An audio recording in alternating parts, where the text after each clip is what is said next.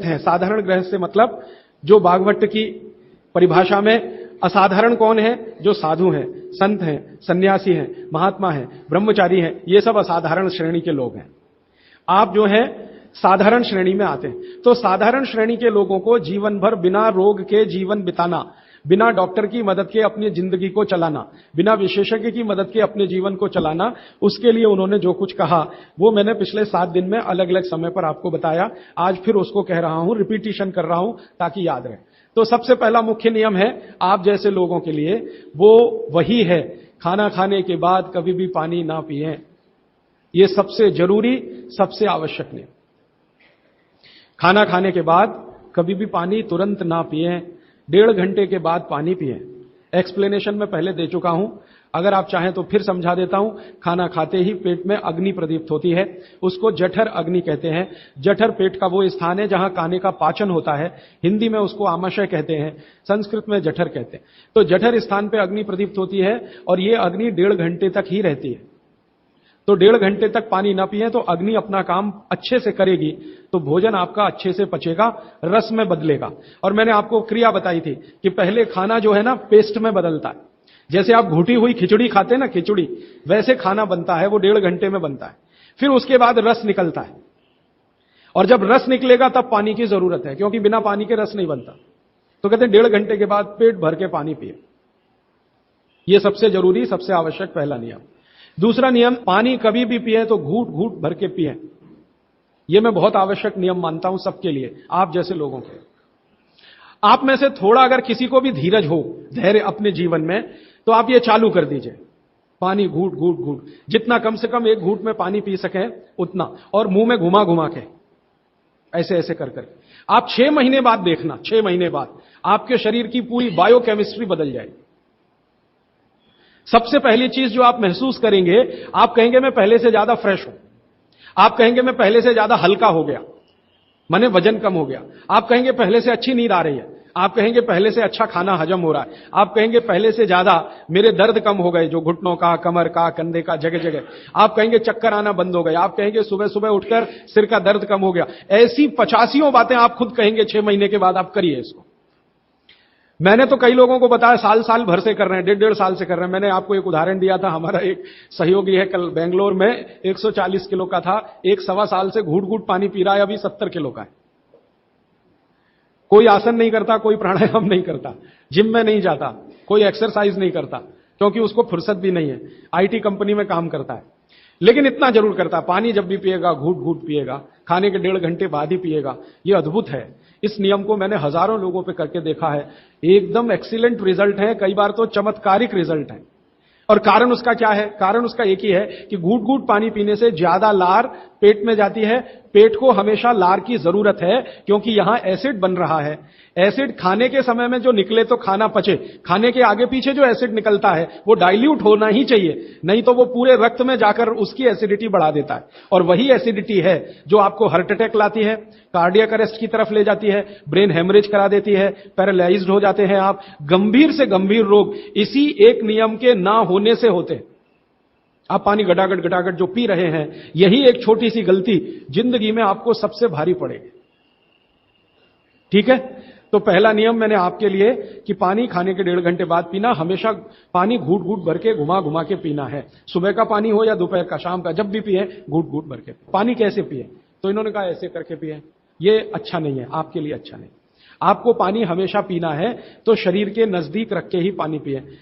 हमारे भारत में, मैं आपको एक बात ऐसी कहता हूं जो थोड़ी सी हटकर है, लेकिन आपको समझाने में मदद करे। भारत में हजारों साल की जो सभ्यता है, गिलास नहीं है। ये गिलास जो है ना विदेशी है, गिलास भारत का नहीं है। ये गिलास जो है ना यूरोप से आया, और यूरोप में पुर्तगाल से आया। ये पुर्तगाली जब हमारे देश में घुस गए, तब से गिलास में हम फंस गए। गिलास अपना नहीं है, लोटा है, लोटा। लोटा और गिलास का अंतर आप, लोटा है और लोटा कभी भी एक रेखीय नहीं होता, वो ऐसे ऐसे ऐसे ऐसे होता है। तो भागवत जी कहते हैं कि जो बर्तन एक रेखीय हैं उनका त्याज्य करें, वो है नहीं अच्छे काम के नहीं है। तो गिलास का पानी पीना अच्छा नहीं माना जाता। तो लोटे का पानी पीना अच्छा माना जाता है। अब आप बोलेंगे जी क्या फर्क है? फर्क सीधा सा है, पानी के बारे में मैं बता चुका हूं। पानी को जहां धारण किया जाए वैसे गुण उसमें आते हैं। पानी अपने गुण कुछ नहीं है, जहां दे दो वही गुण हो जाते हैं। दही में मिला दो तो छाछ में बन गया, वो दही का गुण ले लेगा, पानी खत्म हो गया। दूध में मिलाया तो दूध का गुण। तो लोटे में पानी जो रखा तो पात्र का गुण आएगा लोटे का। अब लोटे का गुण क्या? लोटा गोल है ना, गोल है ना।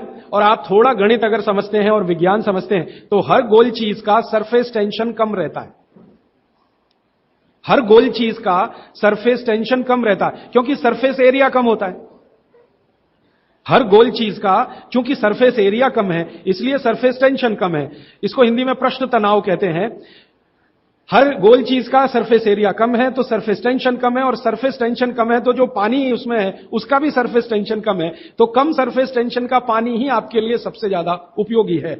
अगर सरफेस टेंशन बढ़ा हुआ पानी आप पिएंगे तो बहुत तकलीफ करने वाला है। सरफेस टेंशन बढ़ी हुई कोई भी चीज आप खाएंगे तो तकलीफ करने वाली है, क्योंकि उसमें शरीर को तकलीफ देने वाला एक्स्ट्रा प्रेशर आता है। तो गिलास का पानी और लोटे के पानी में जमीन आसमान का अंतर।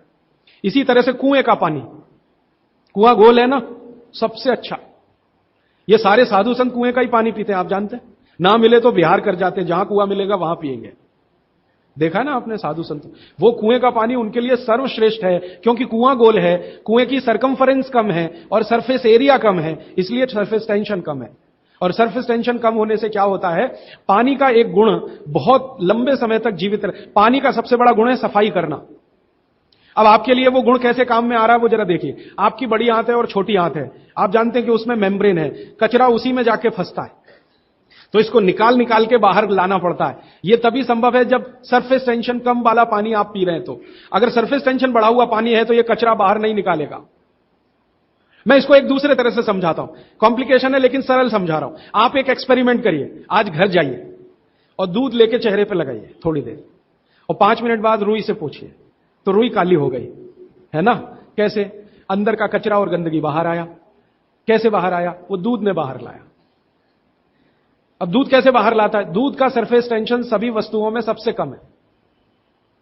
तो जैसे दूध आपने अप्लाई किया, दूध ने इस त्वचा के सरफेस टेंशन को कम कर दिया, क्योंकि जो वस्तु का जो गुण है दूसरे पर लगाओ तो वैसा ही आएगा। तो यहां दूध ने सरफेस टेंशन कम किया तो त्वचा थोड़ी सी खुल गई, और त्वचा खुली तो अंदर का कचरा बाहर निकल गया।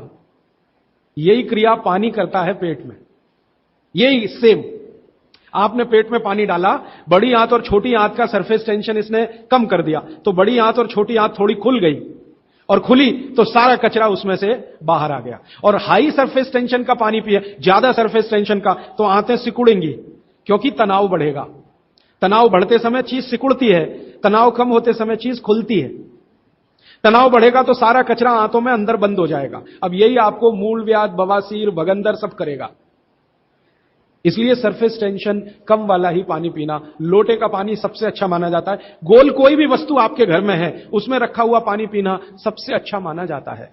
तो गोल कुएं का पानी है तो बहुत अच्छा है। गोल तालाब का पानी हो, तालाब भी गोल होते हैं ना, तो गोल तालाब का पानी बहुत अच्छा, गोल कुएं का पानी बहुत अच्छा। तालाब से छोटी एक पोखर होती है, पोखर, अगर पोखर गोल है तो उसका पानी बहुत अच्छा। नदी के पानी की तुलना में हमेशा कुएं का पानी अच्छा, क्योंकि नदी में गोल कुछ भी नहीं है, वो लंबी है, तो वहां का पानी हमेशा हाई सरफेस टेंशन वाला है। और नदी से ज्यादा खराब समुद्र का, और सबसे अच्छा पानी लोटे का। लोटे जैसी कोई भी गोल चीज है तो अच्छा। अब आप इसको प्रकृति में भी महसूस करेंगे, बारिश का पानी गोल होकर ही नीचे आता है, माने बूंदें सब गोल हैं, क्योंकि उनका सरफेस टेंशन हमेशा कम है। तो ये विश्लेषण लंबा चला जाएगा, लेकिन मैंने यहां जो आपको याद दिला दिया वो ये कि पानी पी रहे हैं तो गिलास में ना, ज्यादा अच्छा है लोटे में पिए। तो लोटे वापस लाएं घर में, लोटे ही निकल गए, अब गिलास घुस गए, और लोटे निकले ना तो लाखों कारीगरों की जिंदगी खत्म हो गई जो लोटे बनाते थे। खत्म हो गए कि नहीं? कसेरे खत्म हो गए। गांव गांव में कसेरा शब्द समझते हैं? वो ठोक पीट के लोटा बनाने वाले आदमी को कसेरा कहते हैं। वो पीतल के लोटे बनाते थे, कांसे के लोटे बनाते थे, सब मर गए बेचारे हमारे गिलास के चक्कर में। तो भागवत जी को अगर मानना है तो लोटा लाए, गिलास थोड़े कम करें, पानी लोटे का बहुत अच्छा। आगे बढ़ें, पानी कभी भी खड़े होकर ना पिए, ये मैंने पहले बता दिया है, फिर रिपीट कर रहा हूं, हमेशा बैठ के पिए। फिर उसके आगे का एक सूत्र है कि ठंडा पानी कभी ना पिए, और इस ठंडे पानी का ये यहां पर भी एक विश्लेषण में नया दे दूं आपको कि हर ठंडे पानी का सरफेस टेंशन बढ़ा हुआ होता है। हर ठंडे पानी का सरफेस टेंशन बढ़ा हुआ होता है, और हर गुनगुने पानी का सरफेस टेंशन कम होता है, और कम सरफेस टेंशन का ही पानी आपको पीना है, इसलिए ठंडा पानी ना पिए। एक विश्लेषण में पहले दे चुका हूं कि पानी जैसे ही आप ठंडा पिएंगे, उसका गुण है कि वो हर चीज को ठंडा करे। तो पेट को ठंडा करने की वो कोशिश करेगा। पेट ठंडा हुआ तो सारे ऑर्गन्स ठंडे हो सकते हैं और आप मर सकते हैं। तो पानी को पेट गर्म करेगा, फिर आप ये जान लीजिए, और पेट पानी को गर्म करेगा तो अतिरिक्त ऊर्जा लगेगी उसको, और वो ब्लड में से ही आएगी, तो सारा ब्लड पेट की तरफ दौड़ेगा। और बार बार आप ठंडा पानी पी रहे हैं दिन में 8-10 बार, तो हर बार ब्लड को पेट में भागना ही पड़ेगा। तो ब्रेन को ब्लड कम होगा, हार्ट को ब्लड कम होगा, ऑर्गन्स को ब्लड कम होगा, तो वो कमजोरी आने ही वाली है, और हार्ट अटैक आ सकता है, ब्रेन हेमरेज हो सकता है, क्योंकि कोई भी ऑर्गन को ब्लड कभी भी कम नहीं पड़ना चाहिए, तभी आप दुरुस्त रहने वाले। इसलिए ठंडा पानी गलती से भी ना पिए। तो हमेशा कैसा पानी पिए? गुनगुना पिए। एक समय के लिए भागवत जी ने कहा है कि जब बहुत तेज गर्मी पड़ती हो, आपके यहां तो पड़ती है, मार्च, अप्रैल, मई, जून, तो वो कहते हैं कि मिट्टी के घड़े का पानी पिए। मिट्टी के घड़े के पानी को गुनगुना करने की जरूरत उतनी नहीं है, क्योंकि मिट्टी से ज्यादा शुद्ध पानी को करने वाली दूसरी कोई वस्तु दुनिया में नहीं।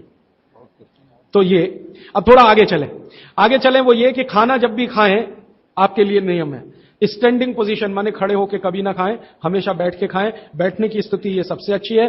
कुर्सी पे भी अगर मजबूरी में बैठ रहे हैं तो इसी स्थिति में बैठ के खाना खाएं, नहीं तो जमीन पे तो बहुत ही अच्छा है।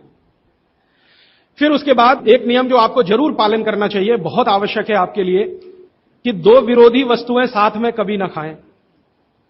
आप जैन हैं तो आपको तो सब अच्छे से समझता, भक्ष और अभक्ष का ज्ञान सभी साधु महाराज देते हैं, साध्वी जी देते हैं। दूसरे लोगों के लिए कह दूं, दूध और दही साथ में नहीं खा सकते, विपरीत हैं। हालांकि दूध से ही दही बनता है, लेकिन दूध और दही की प्रकृति एकदम अलग है। दूध कुछ और काम करता है, दही बिल्कुल अलग काम। तो दूध दही साथ में ना खाएं। दूध और दही की बनाई हुई कोई भी वस्तु साथ में ना खाएं। खीर खा रहे हैं तो दूध की है तो कढ़ी नहीं खा सकते, कढ़ी खा रहे हैं तो दही की है तो खीर नहीं खा सकते। कुछ भी ऐसी वस्तु जिसमें दूध और दही उपयोग है वो साथ में नहीं। एक इसी तरह से शहद और घी आपके लिए बिल्कुल वर्जित है, आप बिल्कुल साथ में ना खाएं। शहद अलग खाएं, घी अलग खाएं। शहद ना खाएं तो भी चलेगा, गुड़ खाएं। अच्छा, ये बड़ी विचित्र स्थिति है, गुड़ और घी साथ में जरूर खाएं, शहद घी साथ में ना खाएं। गुड़ को बेहतर तरीके से अगर खाना चाहते, गुड़ तो वैसे ही सबसे बेहतरीन चीज है दुनिया की, लेकिन और बेहतर बनाना चाहते हैं तो उसमें जरूर घी मिला के खाएं। तो गुड़ घी चलता है, शहद घी नहीं कभी भी। इसी तरह का एक नियम है कि जैक फ्रूट माने फणस, कटहल दूध के साथ सबसे खतरनाक है। और मैंने कहा खट्टे फल जितने भी हैं, संतरा है, मौसम्मी है, वगैरह वगैरह, ये दूध के साथ बिल्कुल नहीं चल सकते। एक ही फल है, भागवत जी कह रहे हैं, जो खट्टा भी है और दूध के साथ जरूर खाएं, वो आंवला है। आंवला ये जरूर दूध के साथ खाएं।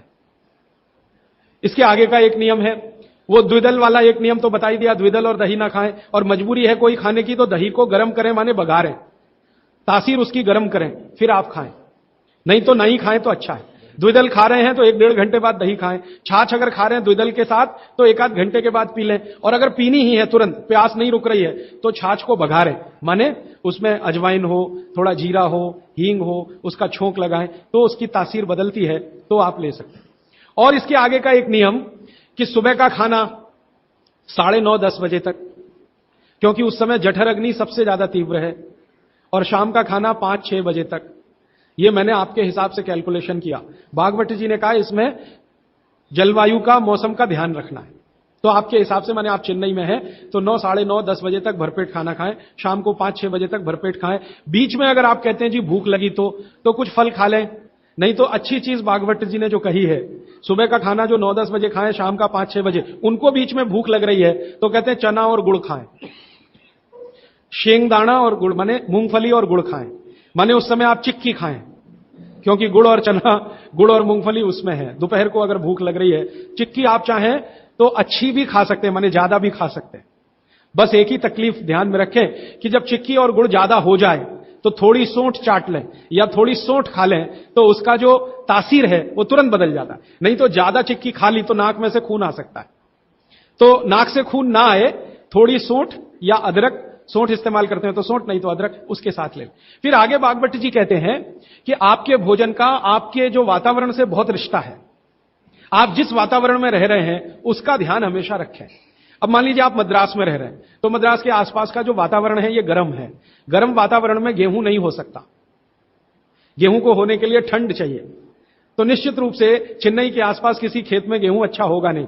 कोशिश करेंगे तो तब अच्छा होगा जब ठंड बढ़ जाए, क्योंकि गेहूं ठंड की फसल है, गर्मी की नहीं। गर्मी की फसल जो है वो चावल है, धान है, चावल है, बाजरा बहुत गर्मी की फसल है। ये राजस्थान में रहने वाले सब लोग जानते हैं कितनी गर्मी है राजस्थान में, और वहीं बाजरा सबसे अच्छा होता है। कच्छ में, सौराष्ट्र में कितनी गर्मी है, बाजरा सबसे अच्छा वहीं होता है। तो गर्मी की जो फसलें हैं वो धान है, बाजरा है और जौ है, जवारी है। जवारी आप समझते हैं, ज्वार। तो ये सब आपके लिए अच्छे हैं। यहां चेन्नई में आप रहते हैं ना, ज्वार की रोटी खाएं, बाजरे की रोटी खाएं, गेहूं की कम ना खाएं तो भी चलेगा। जो यहां हो रहा है वो ज्यादा खाएं। अब आप बोलेंगे गर्मी में भी बाजरे की रोटी खाएं, ना खाएं, क्योंकि बाजरा वैसे तो गर्म है, लेकिन गर्मी में भी खाना है। मान लो आपको स्वाद है, छूट नहीं रहा है, जगह छूट गई है, स्वाद नहीं छूटता। मन हमारा अभी भी राजस्थान में है या कच्छ में है या सौराष्ट्र में, कुछ मजबूरी है कि हम यहां रह रहे हैं। अगर ये मजबूरी खत्म हो जाए तो आप सब भागेंगे यहां से। मजबूरी कैसी, कच्छ में, सौराष्ट्र में इतना ही पैसा आ जाए तो आप सब चले जाएंगे, क्योंकि मन जो है ना छूटता नहीं है, स्थान से लगा रहता है, स्वाद मन के साथ जुड़ा हुआ। तो स्वाद के लिए ही अगर बाजरा खाना चाहते हैं तो बिना गुड़ के ना खाएं। यहां पर चेन्नई में गुड़ और घी के साथ बाजरे की रोटी आप खा सकते हैं, गुड़ और घी के साथ जवारी की रोटी आप खा सकते हैं। ज्यादा आप खाएं तो चावल आपके लिए, धान जो यहां होता है वो सबसे अच्छा है।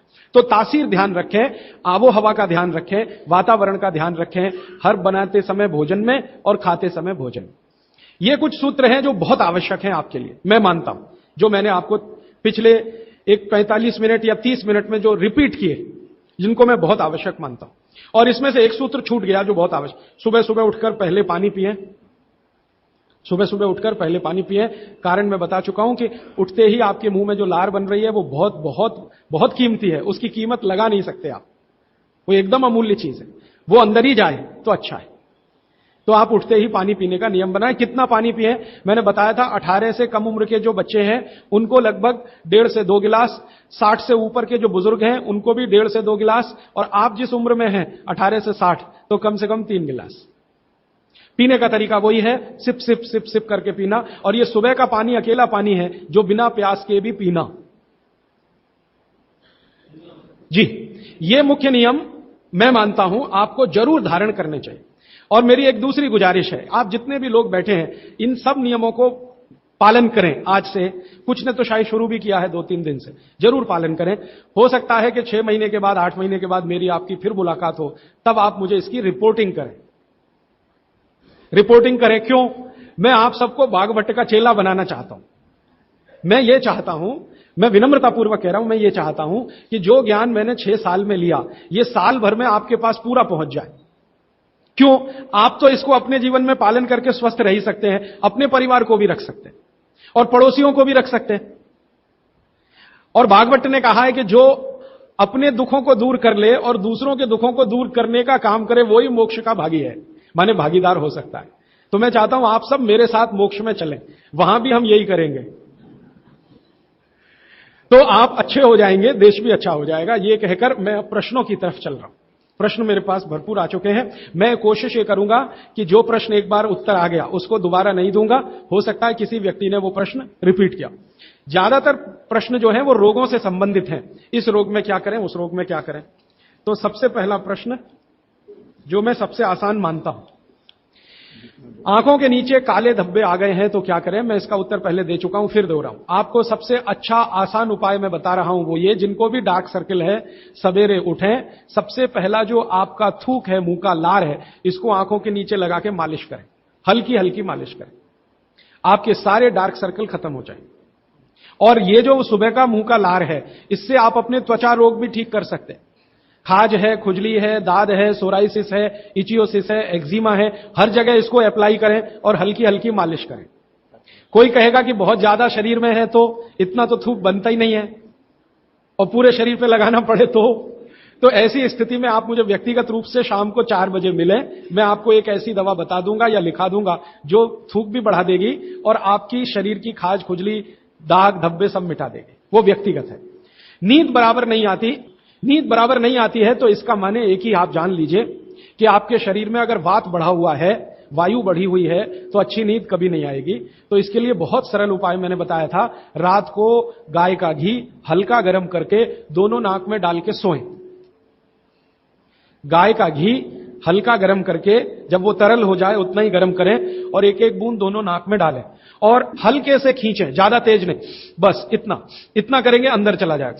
बहुत खींचने की जरूरत नहीं क्योंकि आगे चला जाएगा, जहां नहीं जाना चाहिए वहां भी चला जा सकता है। तो हल्का खींचकर छोड़ दें और सो जाएं, भूल जाएं। फिर नींद बहुत अच्छी आएगी, खर्राटे बिल्कुल बंद हो जाएंगे, स्नोरिंग बिल्कुल खत्म हो जाएगी। नींद के समय जो खराब खराब सपने आ रहे हैं वो सपने कभी आएंगे नहीं, अच्छे ही सपने आएंगे जब भी आएंगे। रात में नींद कभी खुलेगी नहीं, 6 घंटे के पहले आप उठेंगे नहीं कम से कम। रात की नींद खुलने का एक वो तकलीफ आ गया ना, पेशाब आती है नींद खुल जाती है। घी डाल के सोएंगे तो रात को नींद कभी नहीं खुलेगी, 6, साढ़े 6, 7 घंटे के बाद ही खुले। और बच्चों को तो जरूर करें, इससे और एक फायदा होगा, स्मरण शक्ति बढ़ेगी। ठीक है, तो अब एक ही कागज पर ये 3 प्रश्न थे, तीनों उत्तर दे दिए। अब आगे जिस कागज में ये प्रश्न आएंगे उत्तर नहीं दूंगा। अभी है हाई ब्लड प्रेशर, रक्त का ऊंचा दबाव, अस्थमा, पेट की कब्जी, और इसमें भी फिर आ गया है त्वचा का कालापन, वो मैं उत्तर दे चुका हूं। अब मैं आ जाता हूं ब्लड प्रेशर हाई है।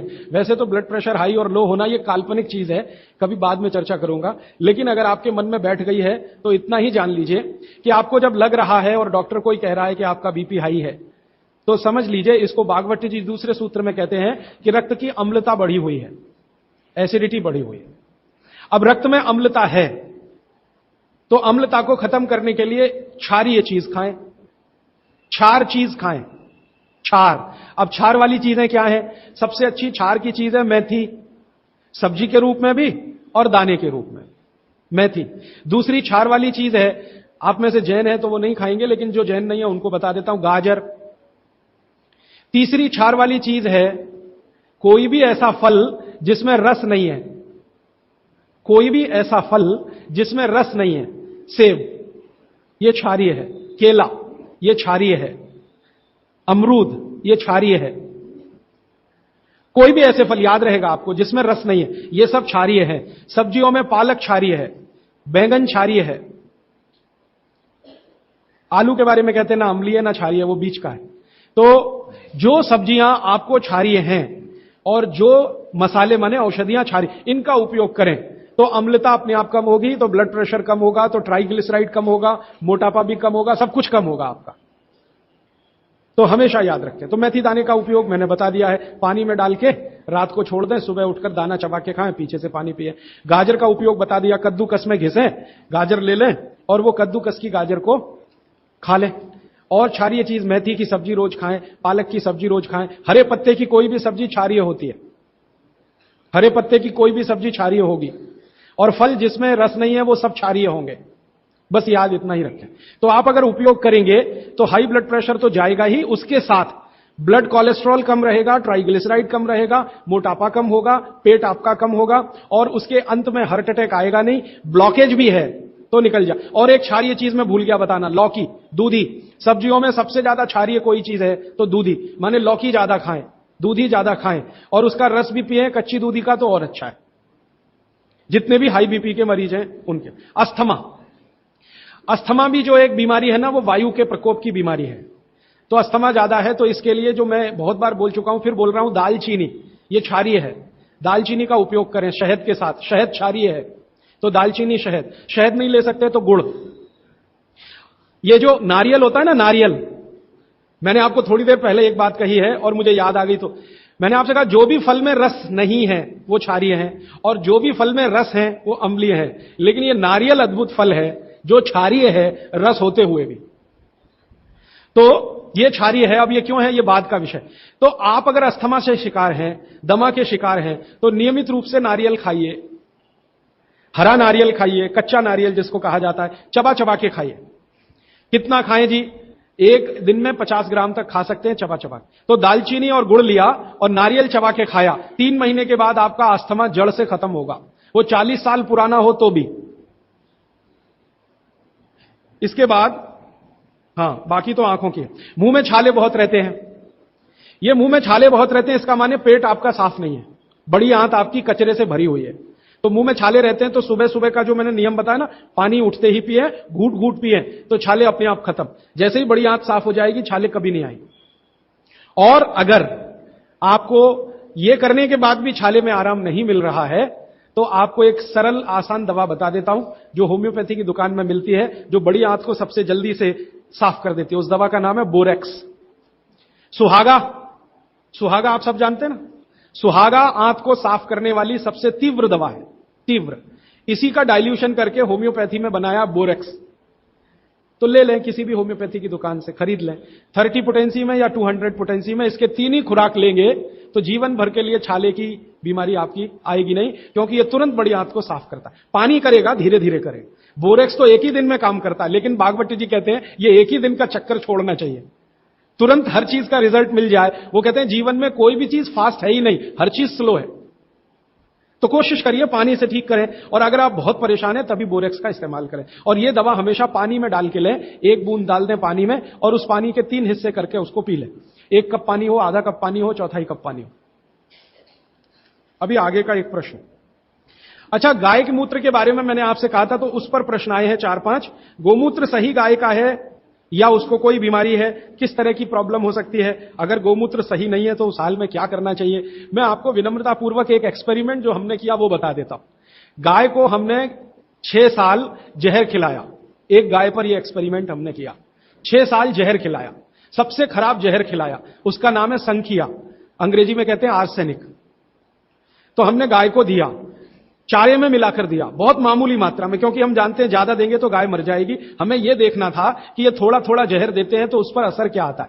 तो 6 साल जिस गाय पर हमने ये प्रयोग किया, वो गाय अभी भी जीवित है, अभी भी जीवित है और स्वस्थ है, तंदुरुस्त है। हमने हर बार उसको संखिया दिया और हर दिन उसके मूत्र में टेस्ट किया, आया कि नहीं आया, क्योंकि ऐसे कहते हैं ना, खाओ तो सब कुछ आने ही वाला है मूत्र में और ब्लड में। तो 6 साल लगातार उसको संखिया खिलाने के बाद भी उसके मूत्र में 1.0000 में चले जाएं, उतना भी संख्या कभी नहीं आया। अद्भुत है ये। अब मुझे पुरानी बातें इसमें जोड़नी है। बहुत लोग कहते हैं ना, गाय के गले में शंकर भगवान का निवास है। वो शायद शंकर जी ने पी लिया। शंकर जी तो मशहूर है ना खराब से खराब जहर पीने के लिए, तो शायद गले में शंकर जी हैं गाय के, तो वहीं रुका। और सच में हमने ये देखा, इसमें मैं एक्सेजरेशन नहीं कर रहा हूं, आप चाहें तो वो गाय कभी भी आके देख सकते हैं।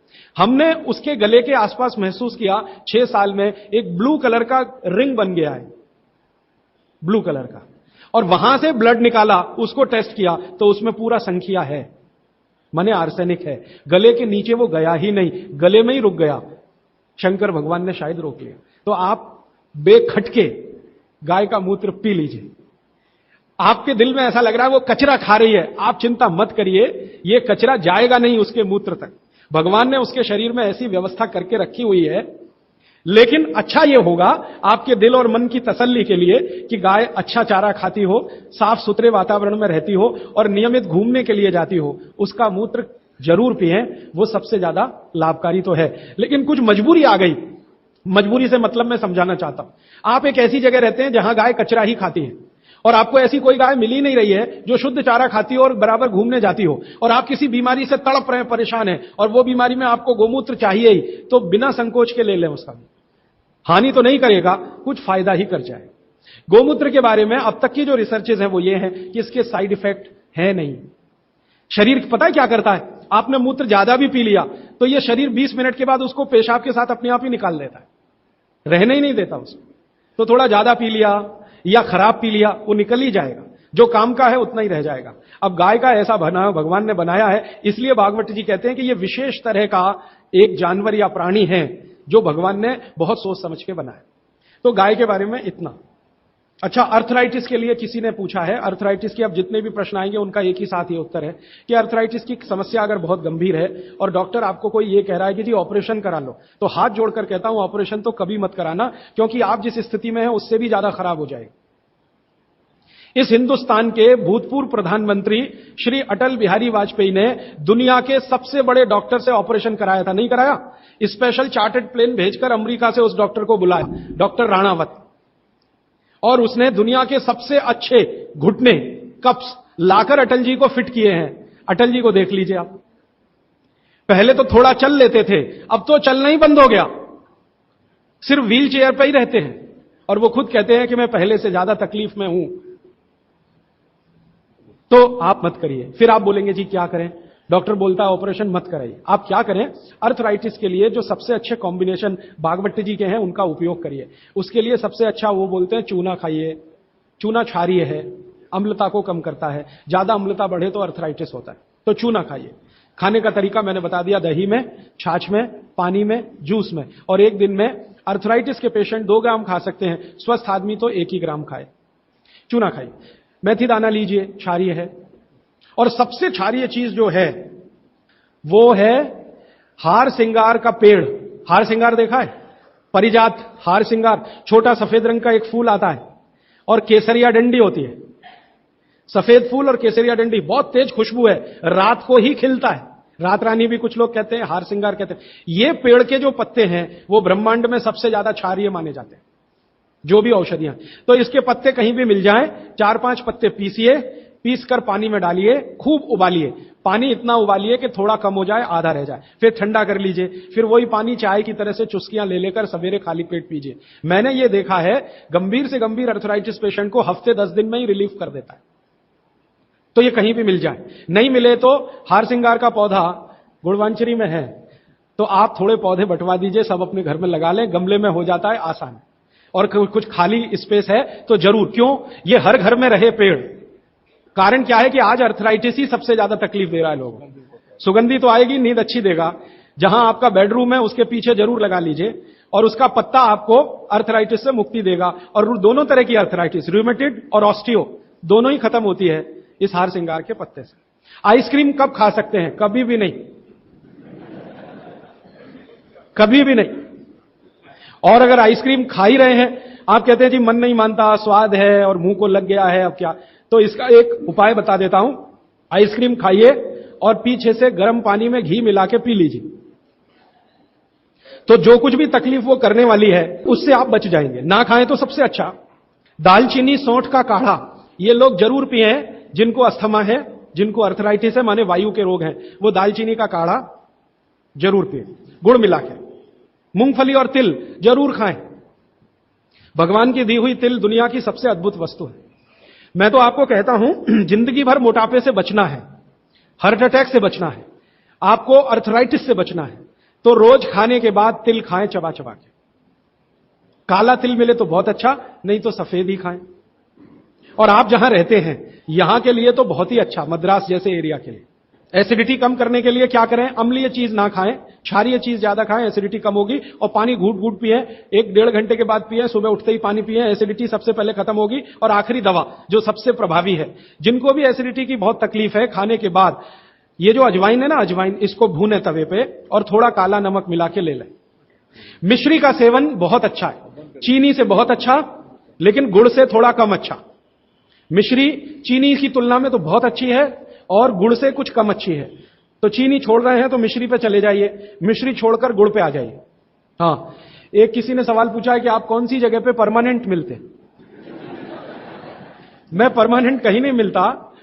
लोग जो है ना मुझे कहते हैं कि राजीव दीक्षित रेल आश्रमी है, माने हर दिन ज्यादा से ज्यादा मैं रेल में मिलता हूं। तो परमानेंट मिलने के लिए एक केंद्र है, आपको उसका पता किताब में है, वो आप ले लीजिए, फोन नंबर। वहां आप कोई भी चिट्ठी भेजेंगे, मैं जहां भी रहता हूं मेरे पास आ जाती है। और ईमेल करेंगे तो मैं हर जगह खोल खोल के मेरा मेल बॉक्स चेक करता रहता हूं। तो वो पता जो वर्धा सेवाग्राम का है, भारत पीठम, 10 ज्योतवानी लेआउट, सेवाग्राम रोड, सेवाग्राम, जिला वर्धा, महाराष्ट्र, ये मेरा परमानेंट केंद्र है। वहां आप पत्र भेज सकते हैं, फोन भी कर सकते, वहां फोन कभी भी करें तो पता चल जाएगा मैं कहां हूं। और मेरा मोबाइल नंबर आप सबको मैं चाहूं तो लिखा देता हूं, 9422903599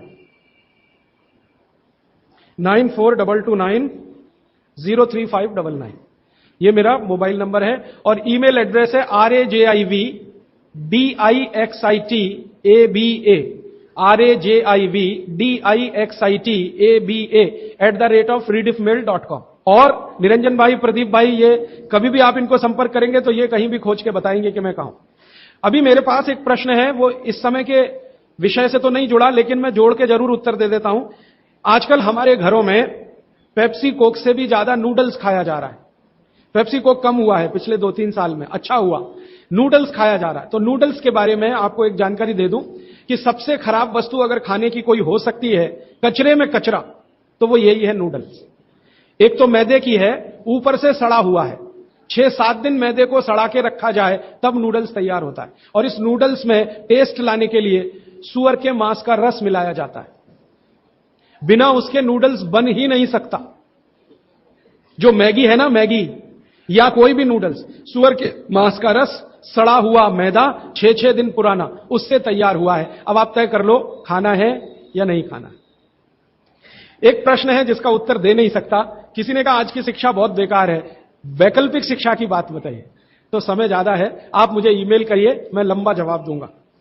गाय का घी कान नाक में डालने के लिए मैंने बोला था, तो वो उत्तर दे चुका हूं। फिर रिपीट इसलिए कर रहा हूं कि गलती ना करें। घी को हल्का गर्म करना है, ज्यादा नहीं। गाय का घी नाक में डालने के लिए हमेशा हल्का गर्म करना है, ज्यादा नहीं। और एक ही बूंद एक नाक में, दूसरी बूंद दूसरी नाक। हां, एक बहुत अच्छा सवाल है, दैनिक जीवन में कौन सा नमक खाएं? सबसे अच्छा सेंधा नमक खाएं। और इसको याद ऐसे रखें, पत्थर वाला नमक खाएं। यह समुद्र के पानी का नमक कम से कम खाएं। पत्थर वाला नमक एक तो सेंधा नमक है, दूसरा नमक है जो काला नमक है, ये आप ज्यादा उपयोग करें। मेरा तो कहना है कि आज से ही घर में नमक तो तुरंत बदल लें। बदलते ही आपको असर दिखाई दे जाएगा। आपको जो तकलीफ है ना ब्लड प्रेशर की, अर्थराइटिस की, ये नमक बदलने से ही बहुत आराम दे देगी आप। तो सेंधा ही नमक। किसी ने कहा है कि गोमूत्र अर्क लेने में पहले दिन खराब लगा, 3 दिन खराब लगेगा, 3 दिन, चौथे दिन से अच्छा लगेगा। तो छोड़े नहीं उसको। एक दिन खराब लगा, छोड़िए मत, दूसरे दिन भी लीजिए, तीसरे। गोमूत्र अर्क है ना, तो 1 चम्मच से ज्यादा मत लीजिए। और गोमूत्र प्योर है तो आधा कप लीजिए। किसी को प्रश्न है कि दिन भर नींद आती रहती है, क्या करें? वैसे तो नींद आए तो अच्छा है, लेकिन दिन भर नींद आए तो अच्छा नहीं है, तो क्या करें? इसका मतलब यह है कि आपके शरीर में एक क्षार बहुत कम है, और ये वही क्षार है जो आपको सबसे ज्यादा मिलता है चूने से। जिनको दिन भर नींद आती है वो चूना खाएं, मट्ठे में मिला के, छाछ में मिला के। नारियल का तेल बालों में जरूर लगाएं। किसी ने पूछा है, लगाएं? जरूर लगाएं। नारियल का तेल आप खा भी सकते हैं, क्योंकि आप चेन्नई में रहते हैं। अगर आप पटना में रहेंगे तो नहीं खा सकते नारियल का तेल, चेन्नई में रहते हैं तो जरूर खा सकते। मालिश करना चाहें जरूर करें। डायबिटीज के लिए क्या करें? डायबिटीज का जो सबसे अच्छा उपाय मैंने बताया था, मेथी दाना और त्रिफला चूर्ण। त्रिफला चूर्ण माने हरडे, बहेड़ा, आंवला, 1-2-3 अनुपात वाला त्रिफला चूर्ण 1 चम्मच, मेथी दाना 1 चम्मच, दोनों मिलाकर गर्म पानी में रात को रख दें। सवेरे उठकर इस पानी को पी लें और उसमें जो कुछ है चबा के खा लें। 3-4 महीने नियमित करेंगे, ब्लड शुगर नॉर्मल आने की पूरी संभावना है। और नहीं आए 3-4 महीने में ब्लड शुगर नॉर्मल, तो एक मुझे ईमेल जरूर करें या फोन करें। शुगर खाना नहीं खाना, चीनी बिल्कुल बंद कर दीजिए, क्योंकि यही अकेली चीज है जो पचती नहीं आसानी से। बाकी चीनी छोड़कर कुछ भी खाइए। पथरी अगर है शरीर में, और थायराइड, थायराइड का सबसे अच्छा उपाय है धनिया पत्ता है ना, धनिया पत्ता, इसकी चटनी, धनिया पत्ते की चटनी बनाइए, पानी में मिला के पी जाइए, पानी गुनगुना रहे। कितनी चटनी? 1 चम्मच चटनी, उसमें कुछ डालिए मत, नमक मिर्ची कुछ मसाला नहीं, खाली धनिया पत्ते की चटनी। और जब तक धनिया मिल रहा है तो ये हरे पत्ते की चटनी, धनिया मिलना बंद हो जाए तो सूखा धनिया। ये धनिया जो है ना, थायराइड की सबसे अच्छी दवा मानी जाती है। पथरी, पथरी जिसको भी है वो चूना कभी ना खाएं, ये याद रखें। कहीं भी शरीर में पथरी है तो चूना कभी ना खाएं। तो फिर क्या खाएं? एक दवा है पत्थर तोड़ दवा, क्या बोलते हैं आप उसको? पाखंड भेद। शोभाकांत जी के यहां वो दवा है पाखंड भेद, कहीं भी मिल जाएगा। तो आप इसका काढ़ा बना के पिए। ये जो पाखंड वेद है ना, इसका काढ़ा पानी में डाल के उबाल के। और ये दवा आसानी से होम्योपैथी में उपलब्ध है, और इसी दवा का होम्योपैथिक नाम है बर्बेरिस, बर्बेरिस वल्गेरिस। पाखंड वेद का बोटेनिकल नाम है बर्बेरिस वल्गेरिस। ये किसी भी होम्योपैथी की दुकान में मिलेगा। वो पूछेगा कैसे दूं, तो कहना मदर टिंचर में दो। ये कोई भी घर में रखिए, आप बिल्कुल निसंकोच इस्तेमाल कर सकते हैं, साइड इफेक्ट कुछ नहीं है इस दवा का। बर्बेरिस वल्गेरिस मदर टिंचर ऐसा बोलिए। तो ये हल्के गुलाबी रंग की होगी, डार्क कलर की भी हो सकती है। इसकी 10-10 बूंदें 1/4 कप पानी में डालकर दिन में 3-4 बार पिलाएं। 1 महीने 1.25 महीने में सारी पथरी टूटकर निकल जाएगी। और नहीं तो पाखंड वेद जो दवा मिले आयुर्वेद की, उसका काढ़ा बना के 15-20 दिन ले ले। काढ़ा जल्दी तोड़ता है पत्थर को, बर्बेरिस को समय ज्यादा लगता है। पानी में चूना मिला के पी सकते हैं, जरूर पीजिए, पथरी वाले नहीं। दांतों का दर्द, दांतों के दर्द की सबसे अच्छी दवा है लौंग। लौंग इस्तेमाल करिए, लौंग का तेल इस्तेमाल करिए। और दांतों में दर्द हो ही नहीं तो थोड़ा थोड़ा चूना खाते रहिए।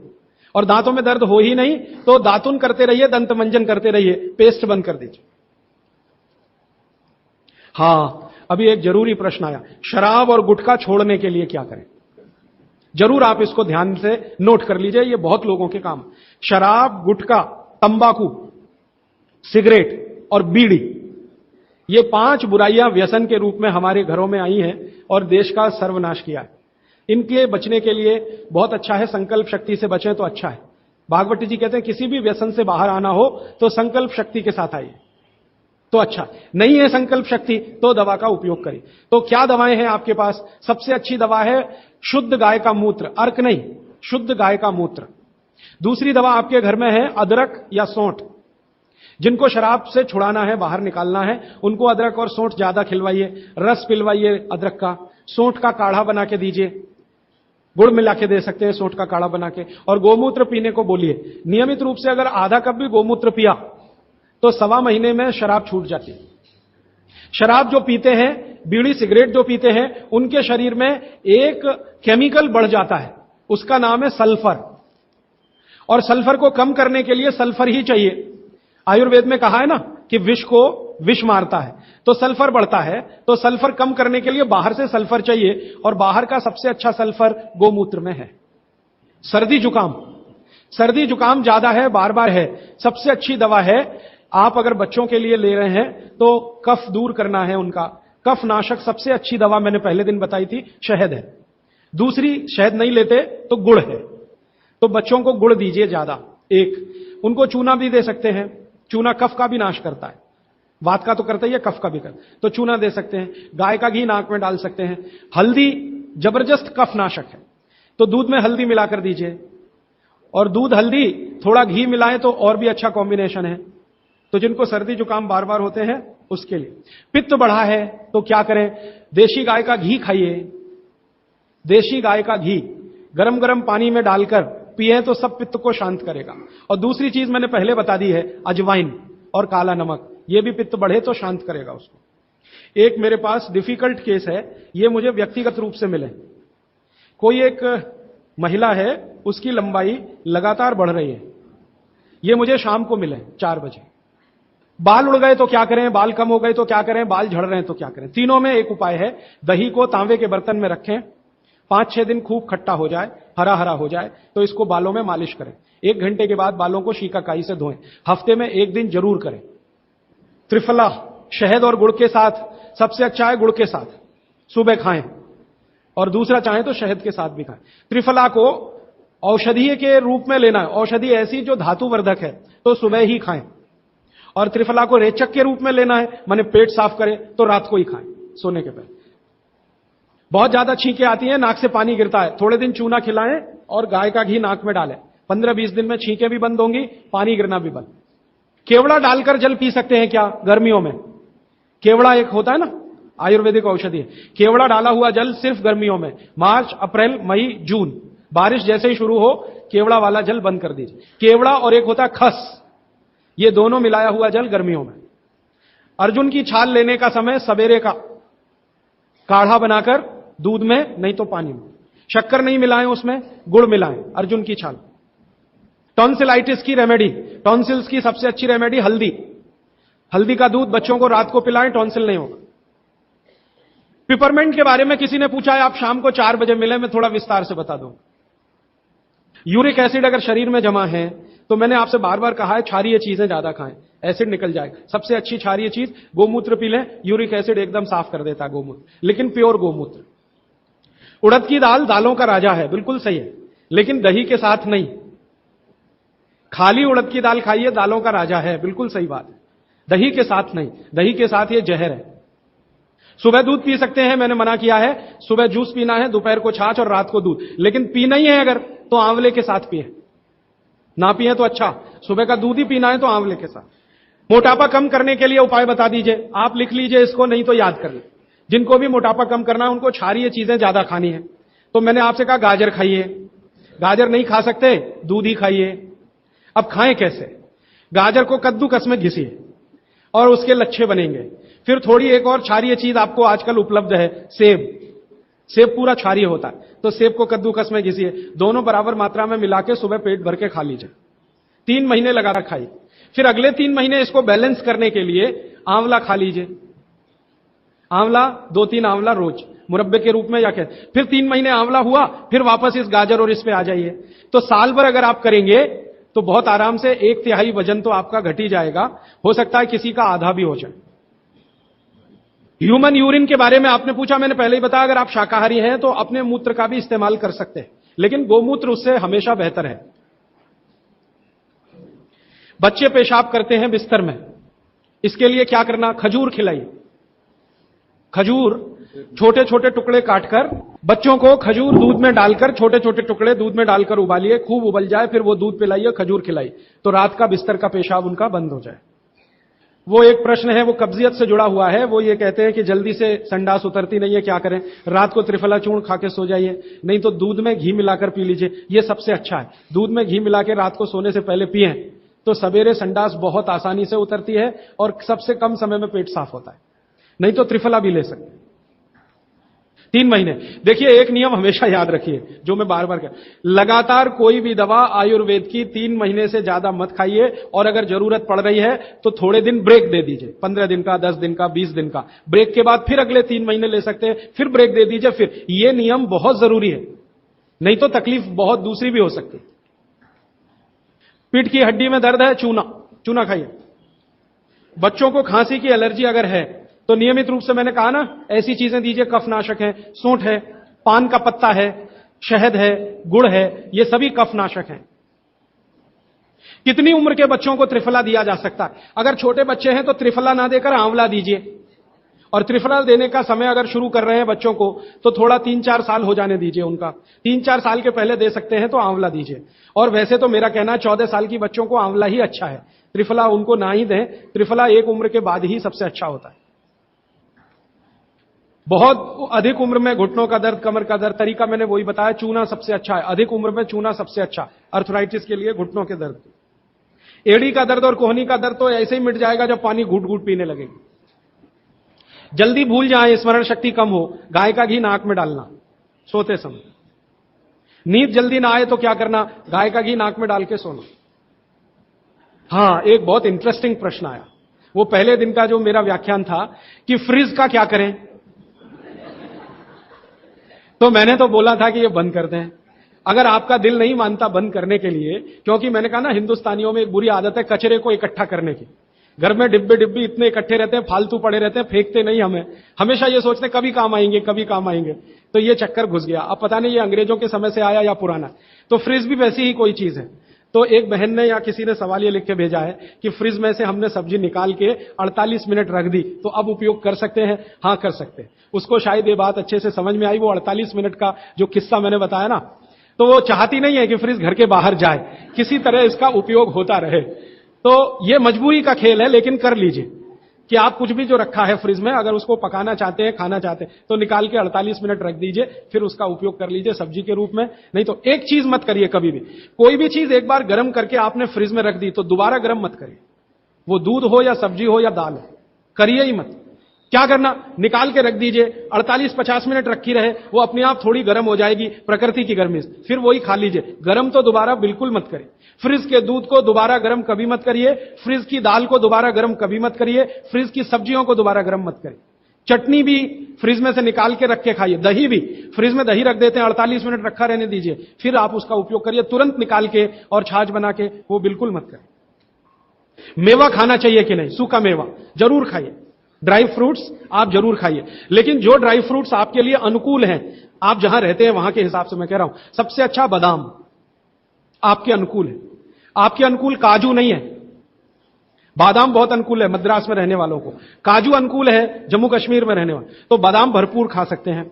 और जो दूसरी चीज अनुकूल है, मुनक्का, किशमिश। किशमिश और मुनक्के में थोड़ा अंतर है, बड़ी किशमिश को मुनक्का, तो मुनक्का और किशमिश ये आपके बहुत अनुकूल है, बादाम आपके बहुत अनुकूल है।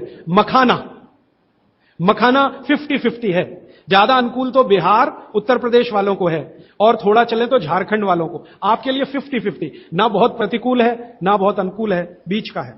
और बाकी जो अखरोट वगैरह हैं ये आपके अनुकूल नहीं। अखरोट खाना चाहिए हमेशा ठंड में रहने वाले लोगों को, आपके लिए अखरोट बिल्कुल अनुकूल नहीं। और ड्राई फ्रूट्स क्या खाते हैं आप? चिरौंजी, चिरौंजी क्या कहते हैं उसको?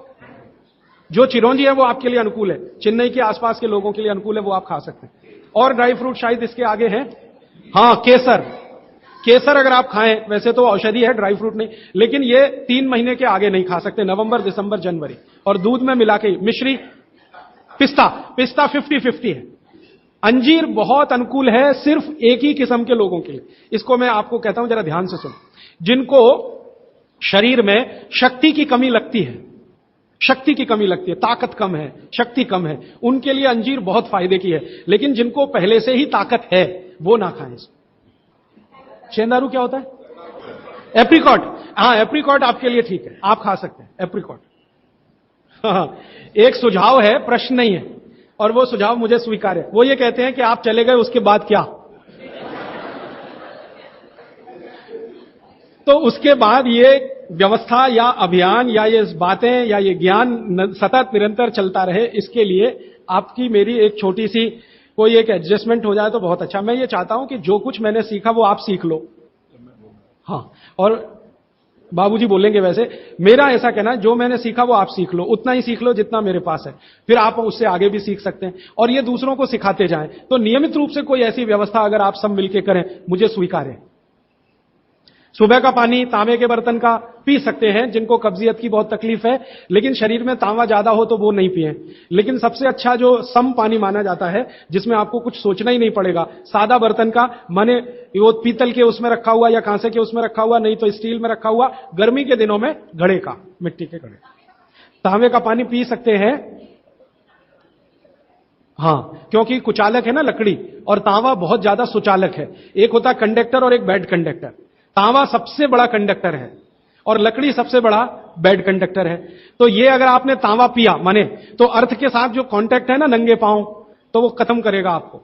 इसलिए पांव में चप्पल रहे, लकड़ी के पट्टे पे खड़े रहे, प्लास्टिक की चप्पल पहन के हो, रबर की चप्पल पहन के हो, तभी तांबे के बर्तन का पानी पीना अच्छा है।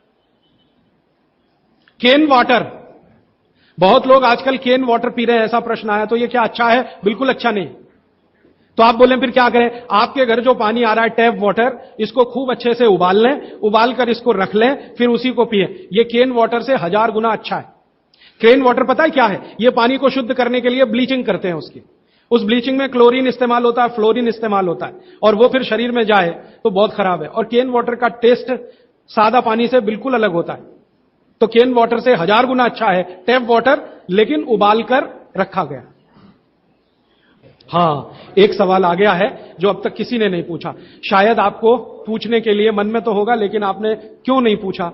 महिलाओं से संबंधित ये सवाल है, मेंसेस पीरियड का। 2 सवाल आए हैं। एक तो यह है कि व्हाइट डिस्चार्ज बहुत होता है, तो क्या करें? तो इसके लिए आप ऐसा करिए, एक आयुर्वेद की दवा इस्तेमाल करिए, उसका नाम है शतावरी। शतावरी कहीं भी मिलती है आयुर्वेद की दुकान पर। शतावरी चूर्ण के रूप में ले लीजिए। इस शतावरी चूर्ण को दूध में मिला लीजिए और रात को जरूर पीजिए। दूध हल्का गर्म रहे, और शतावरी डाल के दूध उबाल भी सकते हैं, फटता नहीं। शतावरी, जिनको भी व्हाइट डिस्चार्ज की समस्या है, शतावरी। और दूसरी कि जब भी मेंसेस पीरियड आता है, बहुत दर्द होता है, तकलीफ होती है, इचिंग बहुत होती है, तरह तरह की खुजलियां होती है शरीर में, गुस्सा बहुत आता है, चिड़चिड़ापन वगैरह वगैरह, तो आपका जब भी मेंसेस पीरियड होता है तो आपके शरीर में वायु बहुत बढ़ी हुई है, पित्त भी थोड़ा बढ़ा हुआ रहता है। इसका बहुत आसान उपाय मैं बता देता हूं, भागवत जी का है, मेरा नहीं। वो ये कहते हैं कि मेंसेस पीरियड में सब कुछ ठीक रहे, समय से आए समय से जाए, ज्यादा रक्त ना निकले और कम भी ना हो, इस सब चीज ठीक रखने के लिए गरम गरम पानी में, जो इतना गरम हो जैसे चाय होती है, घी मिला के पिए। गरम गरम पानी में, खूब गरम पानी में, गाय का घी आपके घर है तो बहुत अच्छा, नहीं तो कोई भी घी, भैंस का भी चलेगा, 1 चम्मच मिलाएं, आधा गिलास खूब गरम पानी खौलता हुआ घी मिला दें, थोड़ा पीने लायक हो जाए उतनी देर रखें, फिर उसको चुस्कियां ले लेकर पिएं। अगर आपका मासिक 5 दिन चलता है, 4 दिन चलता है, 3 दिन, दिन से मतलब नहीं, जितने दिन चलता है उतने दिन। कितनी बार पी सकते हैं? दिन में 2 या 3 बार पी सकते हैं। तो अगर आपने ये शुरू किया तो सब कुछ आपका नॉर्मल हो जाएगा, सब कुछ। मेनोरेजिया है तो ठीक होगा, मेट्रोरेजिया तो ठीक होगा, सब ठीक हो जाएगा। मैं ज्यादा नहीं कहना चाहता, आप सब समझदार हैं। हर चीज आपकी दुरुस्त और तंदुरुस्त रहेगी। डिस्चार्ज वाइट है तो शतावरी लेना है, और पानी में घी मिला के किसी भी दूसरी प्रॉब्लम के लिए, मेंसेस पीरियड, ये घी पानी मेंसेस पीरियड में ही पिए, इसको ध्यान से सुने। मेवा से वेट बढ़ता है, काजू को छोड़कर किसी भी मेवा से वेट नहीं बढ़ता। काजू ही है जो वजन बढ़ाता है, बाकी कोई भी सूखा मेवा वजन नहीं बढ़ाता। मुंह से बदबू आती है तो समझ लो पेट साफ नहीं है, तो रात को त्रिफला खा के सो, नहीं तो दूध और घी मिला के पियो, सुबह उठते ही पानी पी लो, मुंह की बदबू बंद। हाथ पैर सुन्न हो जाते हैं, मतलब चूना खाते रहिए। हां, अब ये एक सवाल ऐसा है कि चूने से जीभ फट जाती है, तो आप चूना अगर सीधे जीभ पे खाएंगे तो फटेगी, पानी में डालकर खाएंगे कभी जीभ नहीं फटेगी, दही में डालकर खाएंगे नहीं फटेगी, मट्ठे में पिएंगे तो नहीं फटेगी, जीभ पर चाटेंगे चूना तो जरूर जीभ फटेगी। अब किसी ने एक सवाल पूछा, हनी के केमिकल कंपोनेंट्स बताइए। वो किताब में पूरा है, आप पढ़ लीजिए। टीबी पेशेंट है, ट्यूबरकुलोसिस, तो आप जरूर उनको गोमूत्र पिलाइए। अगर खाली गोमूत्र, शुद्ध गोमूत्र, अर्क नहीं, खाली गोमूत्र आपने पिला दिया तो 3 से 4 महीने में टीबी जड़ से ठीक होती है। दही में, या तो छाछ में, या तो पानी में, नहीं तो पान में। चूना ये पान में जो खाते हैं वही। और 5 मिनट रुकिए, मैंने मेरा कंक्लूड किया है, लेकिन ये आज के लिए है, जिंदगी के लिए ये कंक्लूजन नहीं है, ये तो रास्ता अभी खुला है।